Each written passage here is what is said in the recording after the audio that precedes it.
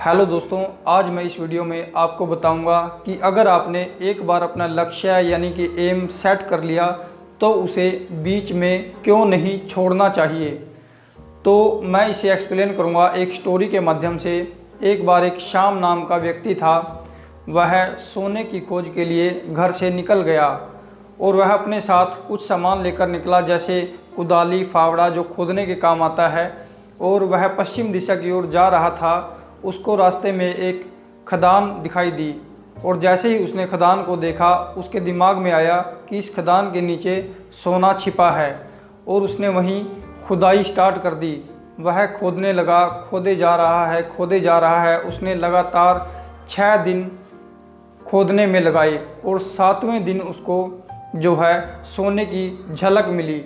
जैसे ही उसको सोने की झलक मिली तो वह खुश हो गया और उसके मन में तुरंत एक विचार आया कि अगर मुझे किसी ने देख लिया कि मुझे सोने की झलक मिली है यानी कि सोना मिला है, तो लोग मुझसे सोना भी छीन लेंगे और मुझे कुछ हासिल नहीं होगा।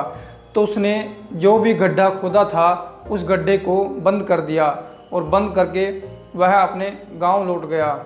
और जब वह गांव लौटा तो उसने अपने भाई के साथ इस मैटर को डिस्कस किया कि मैंने ऐसे ऐसे खुदाई की थी, ऐसे ऐसे मुझे वहां पर सोने की झलक मिली है, वहां पर काफ़ी सोना दबा हुआ है। तो उसने और उसके भाई ने प्लान बनाया कि हम कुछ मशीनें खरीदेंगे, नई मशीनें, जिससे हम खुदाई करेंगे।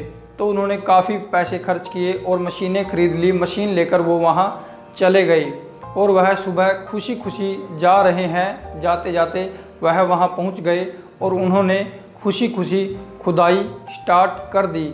मशीनों से खुदाई करवा रहे हैं और जैसे ही वह खुदाई करवा रहे थे तो उन्हें कुछ नहीं मिला। सुबह से शाम हो गई, उन्हें कुछ नहीं मिला। उनकी खुशी और उनकी स्माइल जो है कम होती जा रही थी।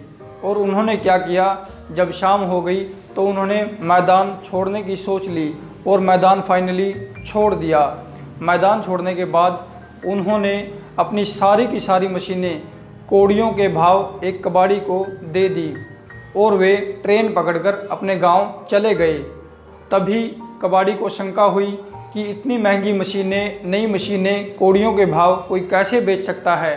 तो कबाड़ी के दिमाग में एक प्लान आया, एक आइडिया आया और उसने उस ज़मीन का इंस्पेक्शन कराने के लिए एक इंजीनियर को बुलाया। और जैसे ही इंजीनियर आया, इंजीनियर ने मशीन का इंस्पेक्शन किया और धरती का भी इंस्पेक्शन किया। मशीन में कोई कमी नहीं थी, धरती में सोना वाकई छिपा था। तो क्या हुआ, कबाड़ी को शंका थी कहीं मेरा भी प्लान ऐसे फेल ना हो जाए, इसीलिए उसने विशेषज्ञ यानी कि इंजीनियर की सलाह ली थी। तो इंजीनियर ने कहा तुम इसे खोदना स्टार्ट करो। तभी कबाड़ी ने एक क्वेश्चन जो है इंजीनियर से पूछा कि वह जो व्यक्ति था वह असफल क्यों हुआ, उसे इस तरह सोना क्यों नहीं मिला। तो उस इंजीनियर ने जवाब दिया कि उसे नहीं पता था कि बीच में फॉल्ट लाइन आती है, इसीलिए उसने खुदाई बंद कर दी और वह सारी मशीनें बेचकर चला गया।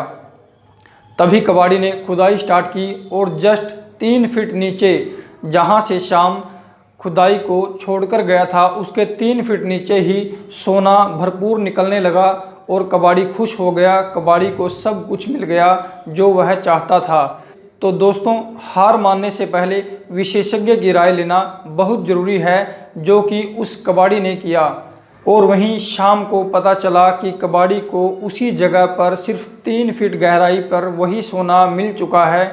तो शाम को बहुत दुख हुआ और शाम ने एक सबक ले लिया कि हमें हर परिस्थिति में जो भी हमने लक्ष्य निर्धारित किया है उस पर डटे रहना चाहिए।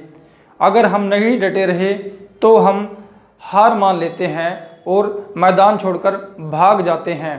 तो हमें मैदान नहीं छोड़ना है, डटे रहना है।